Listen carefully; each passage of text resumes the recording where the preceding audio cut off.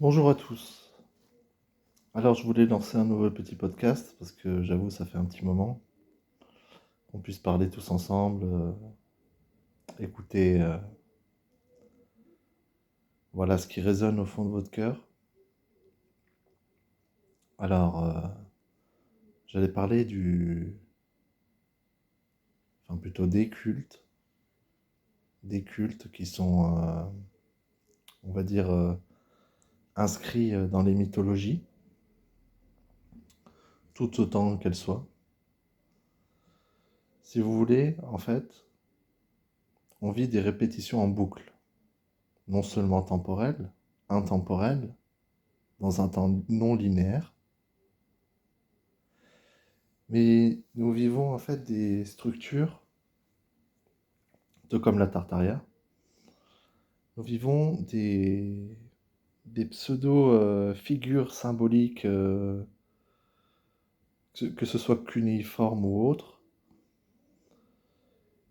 et symboliques, mais aussi mythologiques, donc, comme je disais, qui sont donc architecturales, enfin, bon voilà. En fait, c'est les mêmes divinités qui ont été mises en place depuis des siècles. On le retrouve avec l'Égypte antique, que ce soit Toutankhamon, Isis, Horus, Seth, Quetzalcoatl. Euh, dans les mythologies mérovingiennes, carolingiennes, Odin, les cultes païens. Les mythologies aussi plutôt grecques. Et c'est important de souligner que nous venons tous d'une même origine en fait. Nous venons tous d'une même essence. Ça veut dire la conscience, l'âme qui vient s'incarner dans la matière, peu importe ce qu'on est. Malgré tout, ces déformations ont été vouées par ces entités qui ont, on va dire voilà, voué à ce monde à l'échec, à un contrôle de masse, pour qu'il y ait un meilleur traçage des êtres sauveurs qui viennent s'incarner dans ce monde ou dans une autre dimension, dans une autre planète, on ne sait pas, hein, parce que ici on est juste dans une planète, eh bien c'est pour ça qu'ils essaient au maximum de détruire tous les ADN, tous les esprits sauveurs qui peuvent venir ici. Parce que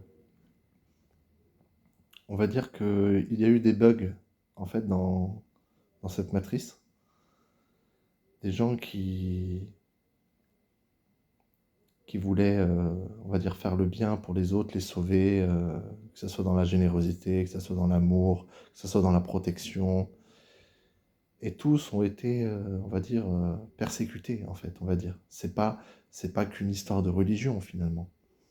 C'est une histoire que tous les êtres véritables, on va dire, malheureusement, dans notre destin, nous sommes poussés à, voilà, à être comme beaucoup, la plupart, un grand pourcentage de ce monde, parasités, possédés, et voilà, qui puissent pas venir réaliser leur mission. De toute façon, c'est important de ne pas tomber dans une croyance. Qu'on soit dans une croyance ou ce qu'on veut, de toute façon, ce qui est important de préciser, c'est que on garde notre essence divine. Donc, comme on dit dans le Triquetra, corps, âme, esprit. Et voilà, Alan Kardec parlait notamment du périsprit, on va dire, donc le corps astral, on va dire. C'est des termes religieux, mais maintenant qui deviennent plus métaphysiques, et donc chaque personne peut avoir sa propre interprétation, en fait. Moi, j'ai parlé notamment dans certains de mes podcasts de la perception, on va dire.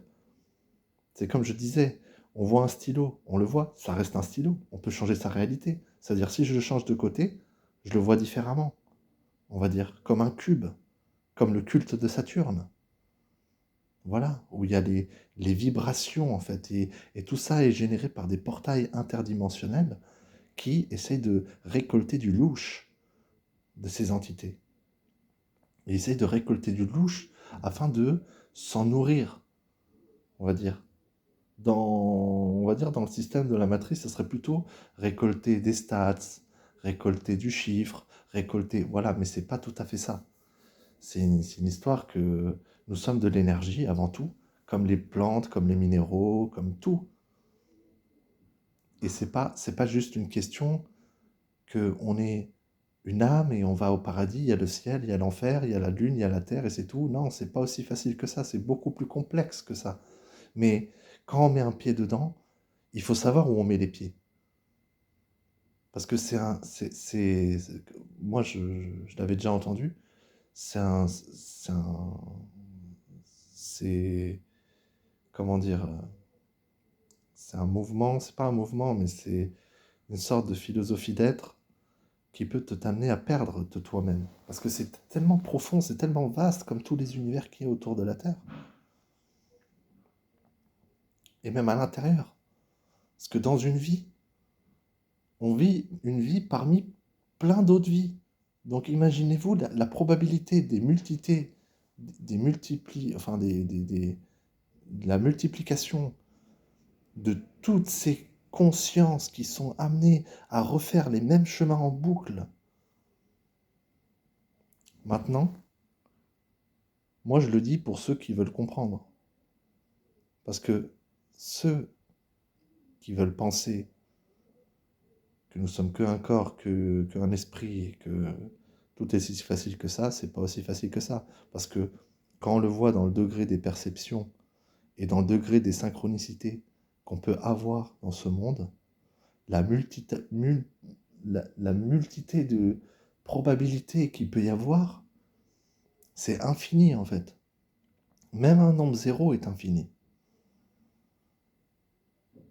Donc moi, personnellement, je ne blâme pas ceux qui ne peuvent pas comprendre. Parce que c'est vrai que franchement, quand on se sent dans ce monde incompris, parce que forcément on peut se sentir isolé, et c'est ce qu'elles veulent, ces entités, et ceux qui contrôlent, et ceux qui gèrent, et ceux qui gouvernent, et ceux qui tout, voilà.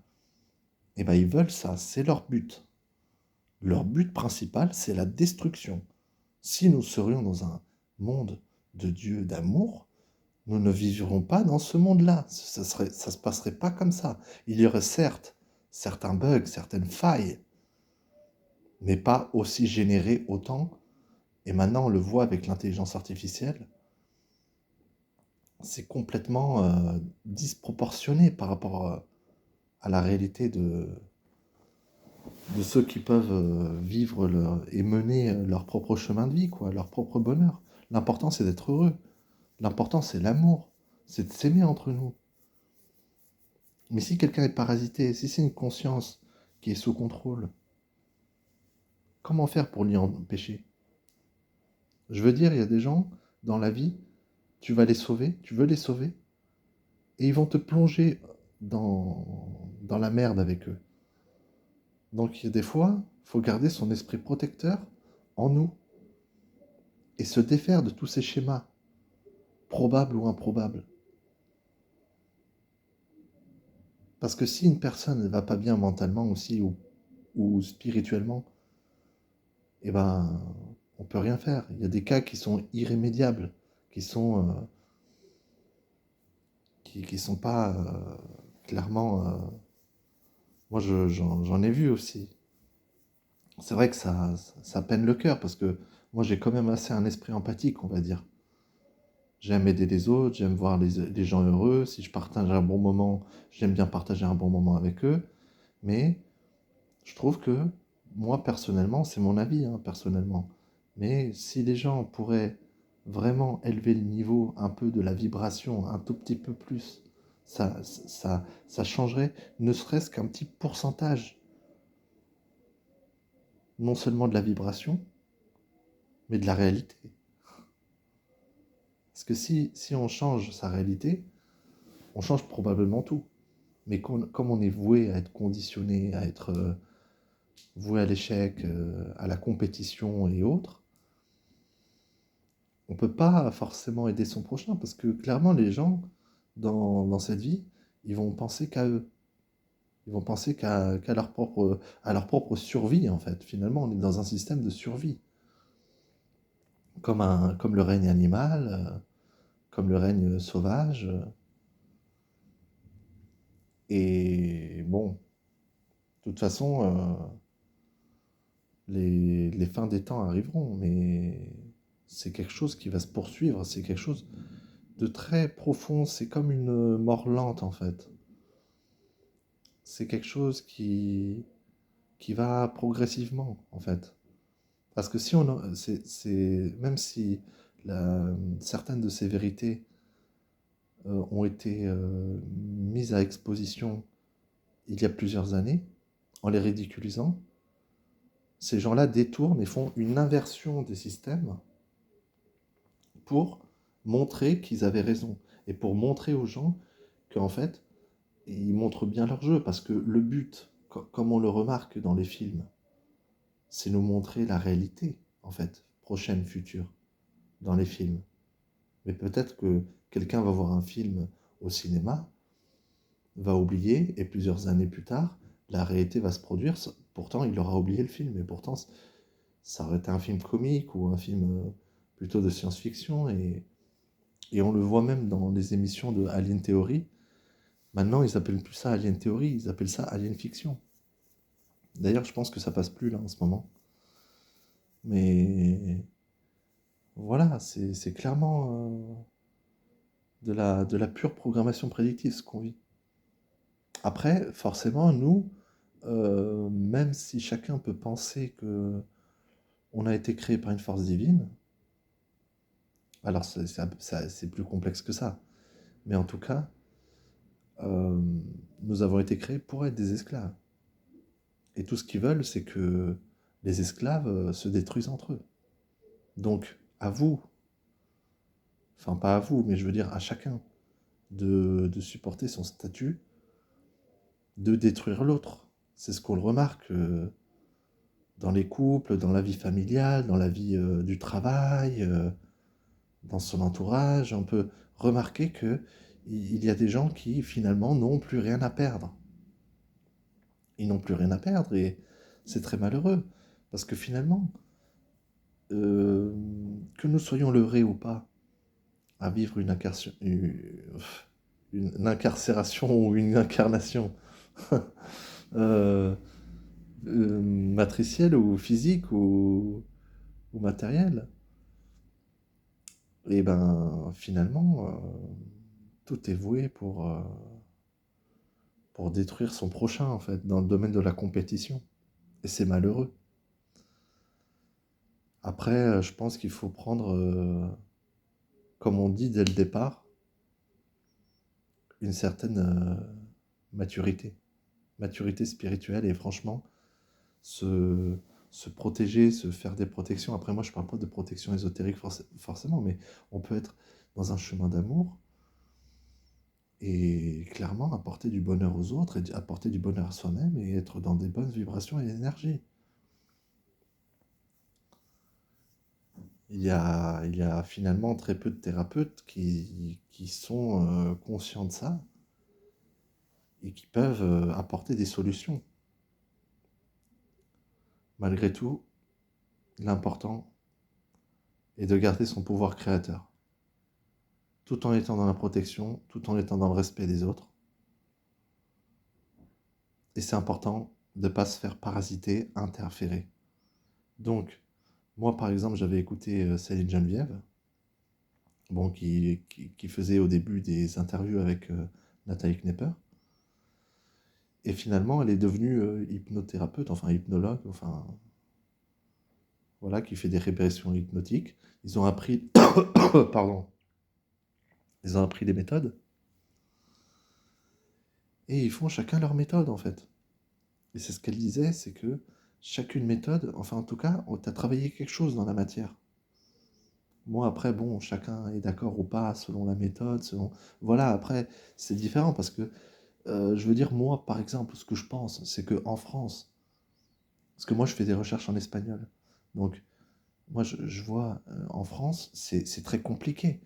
Il y a en Espagne, il y a des programmes radio, il y a des programmes télé pour ça.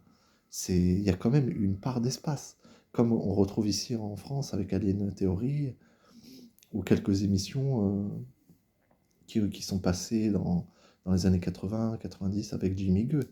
Voilà, ou même quand quelqu'un regarde Touche pas à mon poste, on voit Jean-Claude Bourret qui va parler des ovnis. Voilà, chacun a son ouverture. On voit d'ailleurs Philippe Guimand qui parle de la physique de la conscience, la physique des ovnis. Et ils ont quand même cette ouverture-là, en fait. Et chacun a son point de vue. Et moi, je pense que d'un point de vue pragmatique, il faut quand même arriver à trouver une bonne entente avec ce que tu écoutes, en fait. Parce qu'il y a du bon à prendre. Je veux dire, parfois, les personnes qui dévoilent des choses, qui montrent des choses, qui exposent des choses, eh ben, c'est des personnes quand même qui ont fait un travail de bagou, un travail exponentiel à rechercher l'information. Parce que déjà avant, il n'y avait pas Internet. Maintenant, c'est vrai que on nous apporte l'information comme si c'était tout préétabli sur un plateau d'argent. Non. Maintenant, il faut quand même avoir son point de vue perspicace et de dire, bon, ça je suis d'accord, ça je rejette, et ça je suis pas d'accord. Et tu te fais ton point de vue et tu essayes d'être aligné avec ce que tu ressens. C'est pas une question de trouver la vérité à chaque paragraphe ou chaque extrait de vidéo, c'est pas comme ça. Sinon, ça serait trop facile. Nous, on nous le met difficile pour nous, les personnes qui essaient de comprendre les choses. Donc, moi, je dis pas qu'il faut le rendre difficile pour eux, rentrer dans leur jeu et rentrer dans leur système, ou le hacker, ou le bugger, ou non. C'est une question que être dans la passivité pacifique. Tu vois, tu ne collabores pas.